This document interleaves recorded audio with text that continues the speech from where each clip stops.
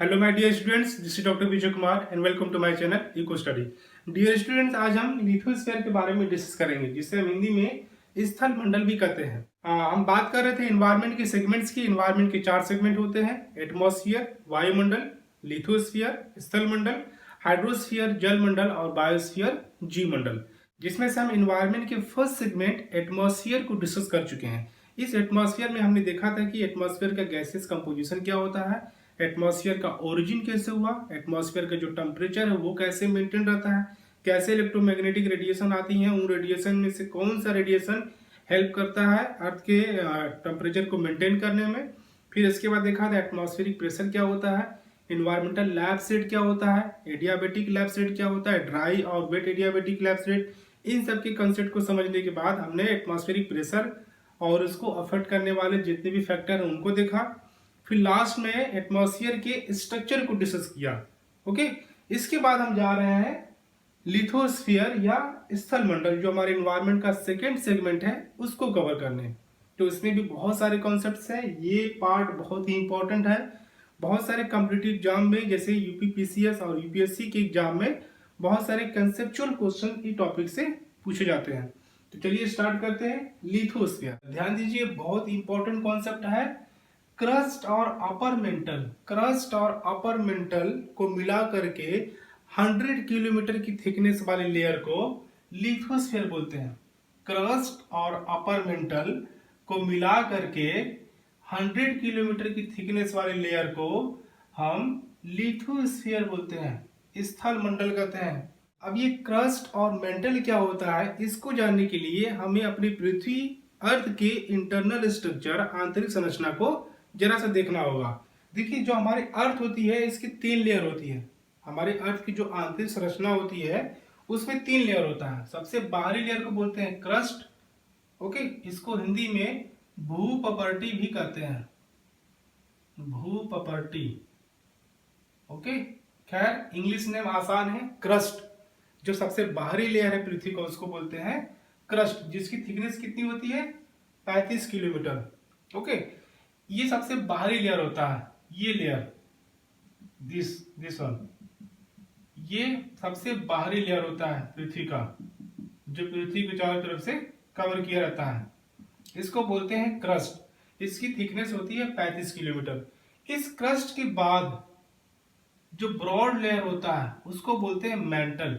ये वाला पूरा पार्ट मेंटल है, यहां से लेके यहां तक पूरा पार्ट ये मेंटल है, ये पूरा पार्ट। ओके, और जो तीसरा लेयर होता है उसको बोलते हैं कोर, इसे बोलते हैं कोर। तो पृथ्वी की आंतरिक संरचना में 3 लेयर होते हैं। सबसे बाहरी layer crust, middle layer mental और आंतरिक layer, inner layer core. Okay, तो ये जो मिडिल लेयर मेंटल है, इस मिडिल लेयर मेंटल में 65 किलोमीटर की गहराई के नीचे, 65 किलोमीटर, 65 किलोमीटर के नीचे, 65 किलोमीटर के नीचे एक सेमी लिक्विड लेयर पाया जाता है। एक सेमी लिक्विड लेयर पाया जाता है, सेमी लिक्विड, अर्ध तरल, सेमी लिक्विड, एक सेमी लिक्विड लेयर पाया जाता है। इस अपर मेंटल में या इस मेंटल में, अपर मेंटल और लोअर मेंटल की बात अभी नहीं करेंगे। इस मेंटल में 65 किलोमीटर के नीचे, 65 किलोमीटर के नीचे एक अर्ध तरल लेयर पाया जाता है। ये लेयर पूरे चारों तरफ, ये पृथ्वी के एक अर्ध तरल लेयर पाया जाता है। ओके, एक अर्ध तरल लेयर पाया जाता है, एक सेमी लिक्विड लेयर पाया जाता है। इस सेमी लिक्विड लेयर को एस्थीनोस्फीयर बोलते हैं। एस्थीनोस्फीयर या इसे हिंदी में दुर्बल लेयर भी कहते हैं, दुर्बल लेयर भी कहते हैं। ओके, इस मेंटल में 65 किलोमीटर के नीचे एक सेमी लिक्विड लेयर पाया जाता है, अर्ध तरल लेयर पाया जाता है, जो पूरी तरह से ठोस नहीं होता है, न पूरी तरह से द्रव होता है, लिक्विड होता है। उसको बोलते हैं एस्थीनोस्फीयर या दुर्बल लेयर। इस एस्थीनोस्फीयर के ऊपर ये 65 किलोमीटर ऊपरी मेंटल का पार्ट और 35 किलोमीटर ये क्रस्ट का पार्ट, ओके, इस एस्थीनोस्फीयर के ऊपर ये 35 किलोमीटर क्रस्ट का पार्ट और 65 किलोमीटर ऊपरी ये मेंटल का पार्ट, 35 और 65 ये कितना हो गया 100। ओके, तो इस क्रस्ट और ऊपरी मेंटल को मिला करके 100 किलोमीटर की थिकनेस वाला लेयर, ये लेयर 100 किलोमीटर की थिकनेस वाला लेयर जो इस एस्थीनोस्फीयर के ऊपर तैरता रहता है, जो एस्थीनोस्फीयर के ऊपर तैरता रहता है, फिसलता रहता है, स्विम करता रहता है, मूव करता रहता है, उसको बोलते हैं लिथोस्फीयर।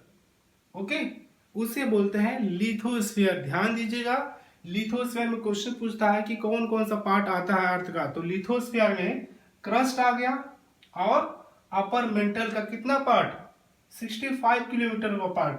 ओके, ऑन एन हम एवरेज की बात कर रहे हैं, कहीं पे ज्यादा और कहीं पे कम भी हो जाता है, लेकिन ऑन एन एवरेज 65 किलोमीटर, और इस पूरे को मिलाकर के 35 और 65 कितना हो गया 100 किलोमीटर। तो इस 100 किलोमीटर की थिकनेस, 100 किलोमीटर की मोटाई वाला लेयर जो एस्थीनोस्फीयर के ऊपर तैरता रहता है उसे बोलते हैं लिथोस्फीयर, उसे बोलते हैं स्थल मंडल। क्योंकि ये क्रस्ट और ये 65 किलोमीटर के ऊपर वाला ये जो मेंटल है ये सॉलिड फॉर्म में होते हैं, ये दोनों क्या करते हैं इस एस्थीनोस्फीयर के ऊपर, इस अर्ध तरल वाले लेयर के ऊपर तैरते रहते हैं, मूव करते रहते हैं, इसीलिए इसको एक लेयर कंसीडर किया गया है और इसको लिथोस्फीयर बोला गया है। ओके, तो इस लिथोस्फीयर में क्या क्या आता है, क्रस्ट और अपर मेंटल, क्रस्ट और अपर मेंटल। ओके, ध्यान दीजिएगा, क्रस्ट हमने कहा है तो क्रस्ट भी दो टाइप का होता है, एक होता है कॉन्टिनेंटल क्रस्ट और दूसरा होता है ओशियानिक क्रस्ट।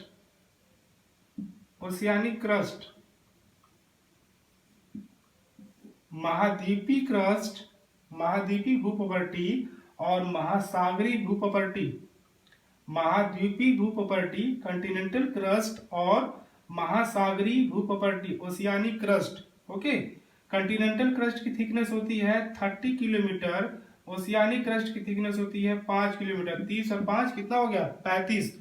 तो लिथोस्फीयर में क्या क्या आ जाएगा, लिथोस्फीयर में कॉन्टिनेंटल क्रस्ट, ओशियानिक क्रस्ट और अपर मेंटल, अगर ऐसे करके दे तो ये, और सिर्फ अगर क्रस्ट की बात करें तो सिर्फ क्रस्ट और अपर मेंटल जिसकी थिकनेस लगभग 100 किलोमीटर की होती है उसको बोलते हैं स्थल मंडल या लिथोस्फीयर। इसको आप कई तरह से डिफाइन कर सकते हो अपने लैंग्वेज में कि वह लेयर जिसकी थिकनेस 100 किलोमीटर होती है जो एस्थीनोस्फीयर के ऊपर तैरती रहती है उसे बोलते हैं लिथोस्फीयर, या 100 किलोमीटर की थिकनेस वाली वह लेयर जो एस्थीनोस्फीयर के ऊपर तैरती रहती है उसको बोलते हैं लिथोस्फीयर या स्थल मंडल। क्लियर? तो स्थल मंडल क्या होता है, ये एक सॉलिड लेयर है, ये एक सॉलिड लेयर है, ये है कैसा लेयर है, सॉलिड लेयर है।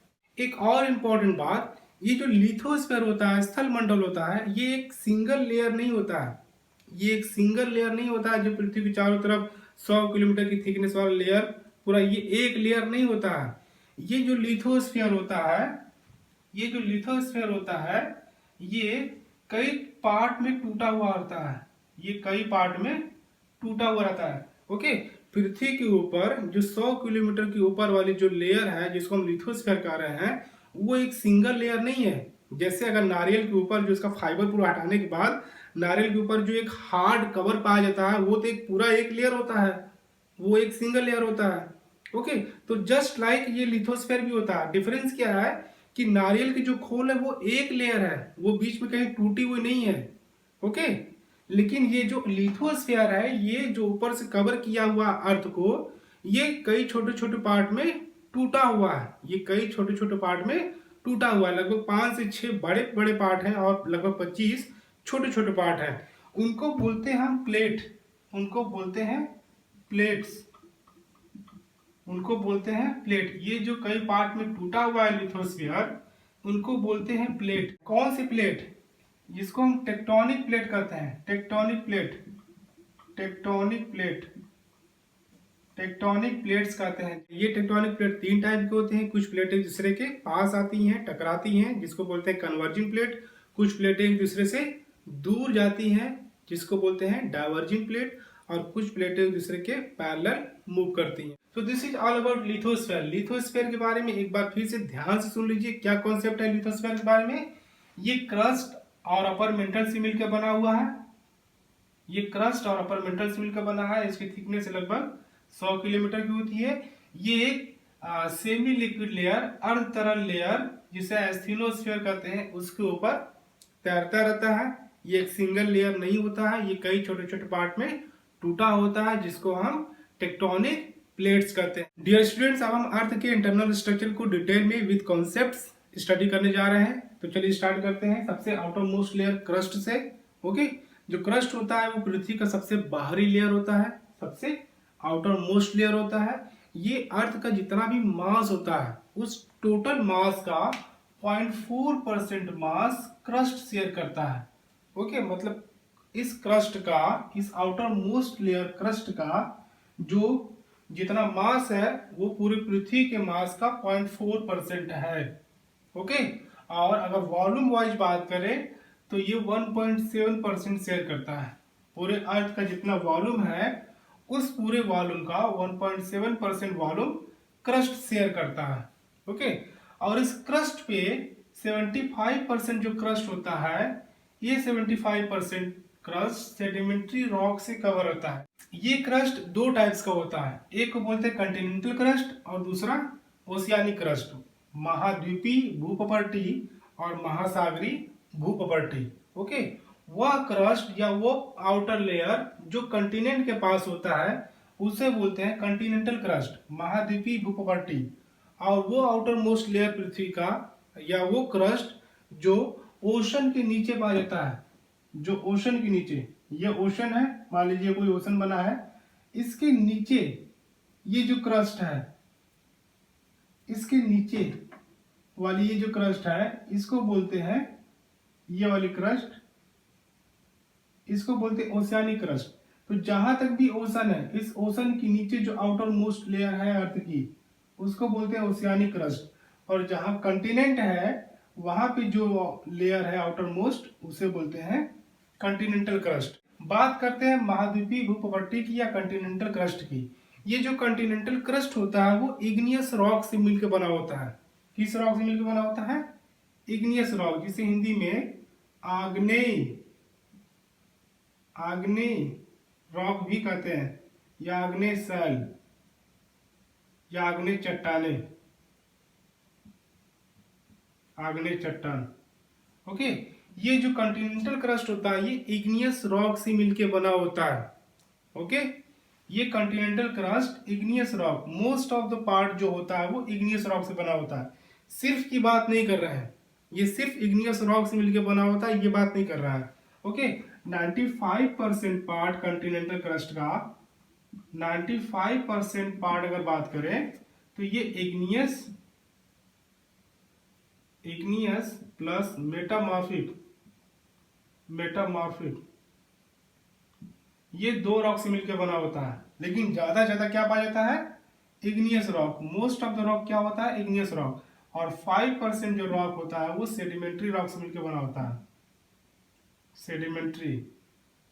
ओके, इस कंटिनेंटल क्रस्ट का 95% पार्ट इग्नियस रॉक और मेटामॉर्फिक रॉक से मिलकर बना होता है, जिसमें ज्यादा से ज्यादा इग्नियस रॉक होता है। ओके, इसीलिए कंटिनेंटल क्रस्ट को बोलते हैं कि ये मैक्सिमम या मोस्टली ये इग्नियस रॉक, आग्नेय शैल से बना होता है। और ये इग्नियस चट्टानें भी कई प्रकार की होती है, इसके भी कई एग्जाम्पल है, जैसे ग्रेनाइट। ओके, ग्रेनाइट एक इग्नियस रॉक है। Granite, granodiorite, diorite, peridotite, okay, rhyolite, andesite, dacite, basalt, ये सब क्या है?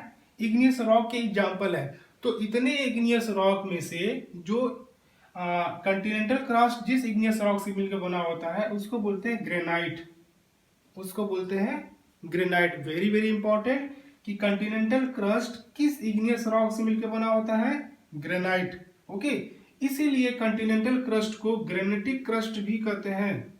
इसीलिए कंटिनेंटल क्रस्ट को ग्रेनाइटिक क्रस्ट भी कहते हैं, क्योंकि ये ग्रेनाइट से मिलके बना होता है। ग्रेनाइट क्या होता है? ये एक इग्नियस रॉक का एग्जाम्पल है। ओके, अगर इस ग्रेनाइट के कंपोजिशन की बात करें, इस ग्रेनाइट के कंपोजिशन की बात करें, संगठन की बात करें कि किस किस तत्व से, एलिमेंट से मिलकर बना होता है, तो इसमें ऑक्सीजन, सिलिकॉन, एल्युमिनियम ये ज्यादा मात्रा में पाया जाता है। ओके, ग्रेनाइट में ऑक्सीजन, सिलिका और एल्युमिनियम ये ज्यादा मात्रा में पाया जाता है। इसीलिए इस कॉन्टिनेंटल क्रस्ट को या ग्रेनाइटिक क्रस्ट को सियाल लेयर भी कहते हैं। इसको सियाल लेयर भी कहते हैं। इस कॉन्टिनेंटल क्रस्ट को सियाल लेयर भी कहते हैं। इस कॉन्टिनेंटल क्रस्ट को सियाल लेयर भी कहते हैं। ओके, ये जो सियाल है इसमें सिलिका और एल्युमिनियम को मिलाकर के उसको सियाल बोला गया है, क्योंकि इसमें सिलिका और एल्युमिनियम ज्यादा मात्रा में पाया जाता है ग्रेनाइट में। और ग्रेनाइट क्या है? ये एक प्रकार का इग्नियस रॉक है। क्योंकि सिलिका और एल्युमिनियम ये हल्के तत्व हैं, ये लाइट मटेरियल होते हैं। ओके, इसीलिए इनकी जो डेंसिटी होती है वो कम होती है, 2.7 ग्राम पर क्यूबिक सेंटीमीटर। 2.7 ग्राम पर क्यूबिक सेंटीमीटर इतनी इनकी डेंसिटी होती है। ओके, अगर आप थिकनेस की बात करें तो जो कॉन्टिनेंटल क्रस्ट होता है उसकी thickness according to NCERT 30 kilometre. NCERT के बुक के अकॉर्डिंग इस कॉन्टिनेंटल क्रस्ट या महाद्वीपीय भूपट्टी की जो मोटाई होती है वो कितनी होती है? 30 किलोमीटर। बाकी अदर बुक में आपको मिलेगा 35 kilometre, 35 kilometre. But according to NCERT okay, इसकी थिकनेस कितनी होती है? 30 किलोमीटर ऑन एन एवरेज की बात कर रहे हैं। लेकिन कुछ जगह हमारे अर्थ का जो क्रस्ट होता है वो हर जगह होमोजेनियस एक समान तो होता नहीं है। ओके, कहीं पे माउंटेन पाया जा रहे हैं, तो कहीं पे वैली पाई जा रही है, कहीं पे प्लेन एरिया पाया जा रहा है। ठीक है, तो जहां भी माउंटेन पाया जाता है, पर्वतीय क्षेत्रों में इस कॉन्टिनेंटल क्रस्ट या महाद्वीपीय भूपट्टी की जो थिकनेस होती है वो मैक्सिमम 70 किलोमीटर होती है। फॉर एग्जाम्पल यहाँ पे मैंने एक माउंटेन दिखाने की कोशिश की है, तो यहाँ से लेकर के यहाँ तक जो है वो कॉन्टिनेंटल क्रस्ट है। तो इस कॉन्टिनेंटल क्रस्ट की जो थिकनेस होगी, यहाँ पे मान लीजिए ये हिमालय है, तो हिमालय के पीक से लेकर के हिमालय की बेस तक वहां तक थिकनेस होगी कॉन्टिनेंटल क्रस्ट की। ओके, हिमालय के पीक से लेकर के, इसकी चोटी से लेकर के हिमालय के बेस तक, यहां तक बेस है। ओके, ये पूरा क्या कहलाएगा? Continental crust. ये पूरा क्या कहलाएगा? Continental crust. तो जो पर्वतीय क्षेत्र होते हैं, माउंटेनियस रीजन या ओरोजेनिक रीजन, यहाँ पे कॉन्टिनेंटल क्रस्ट की जो थिकनेस होती है वो 70 किलोमीटर होती है। कितनी होती है? 70 किलोमीटर थिकनेस होती है। अब बात करते हैं टेम्परेचर की। इस महाद्वीपीय भूपट्टी में या कॉन्टिनेंटल क्रस्ट में जो टेम्परेचर होता है 20 से 30 डिग्री सेल्सियस के रेट से पर किलोमीटर बढ़ता जाता है। मींस 1 किलोमीटर नीचे आप आएंगे इस कॉन्टिनेंटल क्रस्ट में, इस कॉन्टिनेंटल क्रस्ट में 1 किलोमीटर यहाँ से मान लीजिए स्टार्ट है, यहाँ से आप अगर इस बढ़ते आएंगे या हिमालय के पीक से नीचे यहाँ आते आएंगे या यहाँ से यहाँ आते आएंगे, तो ये देखा गया है कि जो टेम्परेचर होता है 20 से 30 डिग्री सेल्सियस पर किलोमीटर के रेट से बढ़ता जाता है।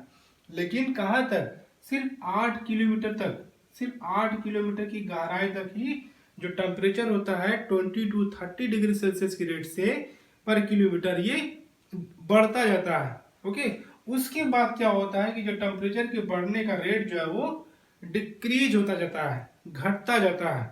ओके, और ये जो कॉन्टिनेंटल क्रस्ट में जो टेम्परेचर होता है कॉन्टिनेंट में हर जगह एक जैसा नहीं होता है। वो डिपेंड करता है कि वो एरिया कैसा है, वो टेक्टोनिकली एक्टिव है या टेक्टोनिकली इनएक्टिव है। ओके, टेक्टोनिकली एक्टिव मतलब टेक्टोनिक प्लेटें एक दूसरे के पास आ रही हैं या एक दूसरे से दूर जा रही हैं, एक दूसरे से टकरा रही हैं या एक दूसरे से दूर जा रही हैं, मतलब कोई टेक्टोनिक एक्टिविटी वहां पे हो रही है, तब तो उसको बोलेंगे टेक्टोनिकली एक्टिव। ओके, अगर प्लेटें एक दूसरे के पास नहीं आ रही हैं, वहीं पर रुकी हुई हैं, मूव नहीं कर रही हैं या दूसरे से दूर भी नहीं जा रही हैं, ओके, मतलब एक दूसरे से टकरा नहीं रही हैं, तब उसको बोलेंगे tectonically inactive. Tectonically active region में जहां पे प्लेटें एक दूसरे से टकरा रही हैं, जहां पे लिथोस्फीयर की प्लेटें जो टूटी हुई हैं, जिनको हम टेक्टोनिक प्लेट कर रहे थे, जो एक दूसरे से टकरा रही हैं या एक दूसरे से दूर जा रही हैं, जहां पे टेक्टोनिक एक्टिविटी हो रही है, वहां पे 43 किलोमीटर की गहराई तक टेम्परेचर 1000 डिग्री सेल्सियस कंटिनेंट में पाया जा रहा है, कंटिनेंटल क्रस्ट में। और जहां पे टेक्टोनिकली इनएक्टिव एरिया है, वहां पे 45 किलोमीटर की गहराई तक सिर्फ 500 डिग्री सेल्सियस की टेम्परेचर पाया जाता है। अब बात करते हैं ओशियानिक क्रस्ट की, महासागरी भूपट्टी। ओके, जो आउटर मोस्ट लेयर, पृथ्वी का जो आउटर मोस्ट लेयर ओशन के नीचे पाया जाता है, उसे बोलते हैं ओशियानिक क्रस्ट। ओके, वह outer layer, outer most layer जो ओशन के नीचे पाया जाता है, जो ओशन के नीचे पाया जाता है, उसे बोलते हैं oceanic crust. This is oceanic crust. ये क्या है? ओशियानिक क्रस्ट है, जो ओशन के नीचे पाया जाता है। Okay, this is oceanic crust. Okay, पृथ्वी का वो आउटर मोस्ट लेयर जो ओशन के नीचे पाया जाता है, उसे बोलते हैं ओशियानिक क्रस्ट या महासागरी भूपट्टी। इसकी जो एवरेज थिकनेस होती है, जो एवरेज जो औसत मोटाई होती है, वो 5 किलोमीटर होती है। ये लेयर जो होता है ओशियानिक क्रस्ट पतला होता है, ये ओशियानिक क्रस्ट थिन होता है, पतला होता है। ओके, ये इसकी थिकनेस कितनी होती है? ऑन एन एवरेज 5 किलोमीटर होती है। ये जो लेयर होता है वो पतला होता है, थिन होता है। जो कंटिनेंटल क्रस्ट था, ये कंटिनेंटल क्रस्ट, ओके, ये जो कंटिनेंटल क्रस्ट है, ये कंटिनेंटल क्रस्ट ये भी इग्नियस रॉक से मिलकर बना था। लेकिन यहाँ पे इग्नियस रॉक का एग्जांपल अलग था। यहाँ पे क्या था? ग्रेनाइट था। ओके, लेकिन ओशियानिक क्रस्ट जो इग्नियस रॉक से मिलकर, जिस इग्नियस रॉक से मिलकर बना है, उसका एग्जांपल है बेसाल्ट और गैब्रो। बेसाल्ट और गैब्रो, ये दो इग्नियस रॉक ऐसे हैं जो इस ओशियानिक क्रस्ट में पाए जाते हैं, या ये ओशियानिक क्रस्ट इसी इग्नियस रॉक से मिलकर बना है, गैब्रो और बेसाल्ट से। क्योंकि ये बेसाल्ट से मिलकर बना होता है, बेसाल्ट का अमाउंट ज्यादा होता है, इसीलिए इसको बेसाल्टिक क्रस्ट भी कहते हैं। ओशियानिक क्रस्ट को बेसाल्टिक क्रस्ट भी कहते हैं। अगर इसका हम केमिकल कंपोजिशन की बात करें, एलिमेंटल कंपोजिशन की बात करें, तो इस बेसाल्ट में सिलिका, मैग्नीशियम और कुछ आयरन भी पाया जाता है। ओके, आयरन के पाए जाने की वजह से ये जो बेसाल्ट है, या बेसाल्टिक क्रस्ट है, या ओशियानिक क्रस्ट है, या महासागरी भूपट्टी है, ये थोड़ा सा हैवी हो जाता है, ये हैवी हो जाता है, भारी हो जाता है। इसीलिए इसकी जो डेंसिटी होती है 2.9 ग्राम पर सेंटीमीटर क्यूब होती है।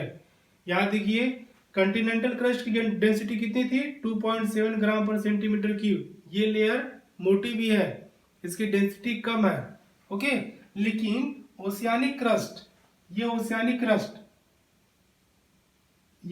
क्रस्ट जिसकी थिकनेस 5 किलोमीटर है, इसमें सिलिका, मैग्नीशियम के साथ आयरन पाए जाने की वजह से ये हेवी हो जाता है, जिसकी वजह से इसकी डेंसिटी बढ़ जाती है, 2.9 ग्राम पर क्यूबिक सेंटीमीटर हो जाती है। इसीलिए ये लेयर पतली होती है, इस अर्थ क्रस्ट से एक बहुत ही इंपॉर्टेंट क्वेश्चन पूछा जाता है, चाहे वो यूपीएससी हो, स्टेट पीसीएस हो, चाहे नेट जेआरएफ एग्जाम हो, चाहे एसएससी, रेलवे, कोई भी गवर्नमेंट एग्जाम हो, उसमें क्या करता है कि अर्थ क्रस्ट से एक क्वेश्चन पूछता है कि अर्थ क्रस्ट में सबसे ज्यादा कौन सा तत्व या कौन सा सबसे ज्यादा एलिमेंट पाया जाता है। ओके, तो इस क्वेश्चन को कई तरह से पूछता है, सीरीज बना के पूछता है, चाहे वो डायरेक्ट पूछता है, चाहे 4 अलग अलग ऑप्शन देके ऐसे पूछता है। तो इसके लिए आपको एक सीरीज याद रखना होगा, oxygen, silica, aluminium, iron, magnesium, calcium, potassium और ये सोडियम। ये पूरी सीरीज आपको याद रखनी पड़ेगी। ओके, तो अर्थ क्रस्ट में सबसे ज्यादा जो एलिमेंट है वो कौन सा पाया जाता है? ऑक्सीजन। ओके, आप लोग को शायद ये कंफ्यूजन हो सकता है कि अर्थ में तो सबसे ज्यादा रॉक है, तो उसमें सिलिका होना चाहिए, तो ये ऑक्सीजन कैसे हो गया? तो ये जरा ध्यान दीजिए, जो सिलिका होता है वो भी अपने ऑक्साइड के फॉर्म में पाया जाता है, SiO2 के फॉर्म में पाया जाता है। मीन्स एक सिलिका 2 ऑक्सीजन के साथ है, एक सिलिका के साथ 2 ऑक्सीजन है, इसीलिए मोर देन 46% से ज्यादा ऑक्सीजन पाया जाता है, फिर सिलिका, देन एल्युमिनियम, फिर आयरन, फिर मैग्नीशियम।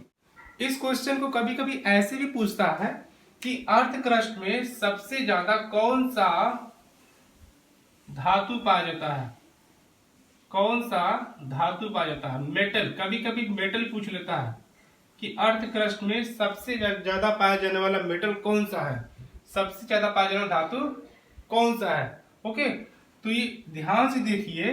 तो इसमें सिर्फ अर्थ क्रस्ट में जितने भी मैंने सीरीज में लिखे हैं उसमें दो ही आपको मेटल दिख रहे हैं, एल्युमिनियम और आयरन। अर्थ क्रस्ट की बात कर रहे हैं तो इसमें कॉन्टिनेंटल क्रस्ट और ओशियानिक क्रस्ट दोनों की बात कर रहे हैं। ठीक, अर्थ क्रस्ट मतलब ये कॉन्टिनेंटल क्रस्ट और ये ओशियानिक क्रस्ट दोनों की बात हो रही है। अर्थ क्रस्ट में जब एलिमेंट पूछे तो आपको ये सीरीज याद रखनी है, और जब अर्थ क्रस्ट में मेटल पूछे, धातु पूछे, तो धातु कितने यहाँ पे हैं, सिर्फ दो हैं, एल्युमिनियम और आयरन। तो सबसे ज्यादा पाया जाने वाला जो धातु होगा, ये जो मेटल होगा अर्थ क्रस्ट में, पूरे अर्थ की बात नहीं हो रही है, ये सिर्फ कॉन्टिनेंटल क्रस्ट और ये ओशियानिक क्रस्ट की बात हो रही है, ये ओके, अर्थ क्रस्ट की बात हो रही है। अर्थ क्रस्ट में सबसे ज्यादा जो तत्व है वो ऑक्सीजन होगा, और अर्थ क्रस्ट में सबसे ज्यादा जो धातु है, मेटल है, वो एल्युमिनियम होगा, फिर आयरन होगा। ओके, इस क्वेश्चन को, इसी टाइप का क्वेश्चन पूरे अर्थ को लेके भी पूछता है, पूरे अर्थ को लेके भी पूछता है कि अर्थ में सबसे ज्यादा एलिमेंट कौन सा पाया जाता है, अर्थ में सबसे ज्यादा कौन सा एलिमेंट पाया जाता है। अब अर्थ क्रस्ट की बात नहीं हो रही है, ये earth crust, continental crust, oceanic crust, इसकी बात नहीं हो रही है। अब पूरे अर्थ की बात हो रही है, पूरी पृथ्वी की बात हो रही है। ओके, कोर से लेके मेंटल से लेके ये क्रस्ट, इन पूरी की बात हो रही है कि अर्थ में सबसे ज्यादा कौन सा एलिमेंट पाया जाता है। तो जब पूरे अर्थ की बात करेंगे तो पूरे अर्थ में सबसे ज्यादा जो एलिमेंट होगा वो कौन सा पाया जाएगा, आयरन। कोर में आयरन और निकिल ही है ना, कोर में निकिल और आयरन ही, इसीलिए इसको निफे कहते हैं, आउटर कोर में भी और इनर कोर में भी। ठीक, और मेंटल में भी आयरन पाया जाता है। जैसे जैसे ये डेप्थ बढ़ता जाता है वैसे वैसे आयरन का कंटेंट बढ़ता जाता है, इसीलिए पूरे अर्थ में आयरन सबसे ज्यादा पाया जाता है। फिर उसके बाद ऑक्सीजन, फिर उसके बाद सिलिका, फिर उसके बाद मैग्नीशियम, फिर उसके बाद निकिल, फिर उसके बाद सल्फर, कैल्शियम, फिर एल्युमिनियम।